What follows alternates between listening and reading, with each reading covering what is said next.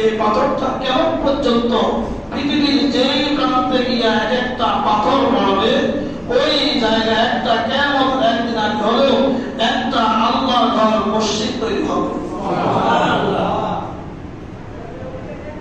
তাহলে বুঝা গেল এখানে একটা পাথর পড়ছে না না পড়ছে।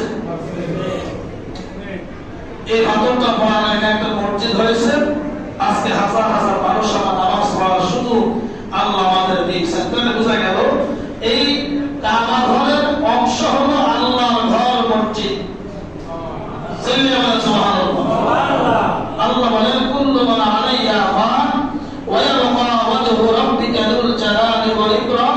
আল্লাহ বলেন কিয়ামতের আগে আল্লাহ ছাড়া, আল্লাহ নিদর্শনগুলো ছাড়া পৃথিবীর সব ধ্বংস হয়ে যাবে।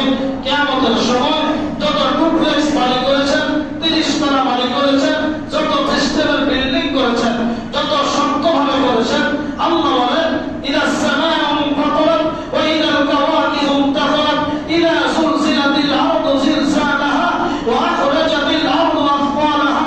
জমিন যখন প্রকম্পিত হয়ে যাবে, জমিন সব ধ্বংস করে দিবে, সব পাহাড়গুলা, সব বিল্ডিংগুলা, সব ঘরবাড়িগুলা তুলার মতো উঠতে থাকবে। যেদিন কুল্লু মান আলাইহা ফান, সব ধ্বংস হয়ে যাবে। ওয়া ইয়াবকা ওয়াজহু রাব্বিকা যুল জালালি ওয়াল ইকরাম। আল্লাহ সেদিন ঠিক থাকবেন, আল্লাহ থাকবেন, আল্লাহ নিদর্শনগুলো থাকবে। কাবা ঘর ধ্বংস হবে না, কোন মসজিদ ধ্বংস হবে না। রাসূলুল্লাহ সাল্লাল্লাহু আলাইহি ওয়াসাল্লাম বলেন কিয়ামতের দিন আল্লাহ পাক কাবা ঘরকে সামনে রাখিয়া পিছনে যত মসজিদ আছে কাবা ঘরের সঙ্গে একটা আংটা লাগাইয়া সবার সময় একটা লাগিয়ে দিবে।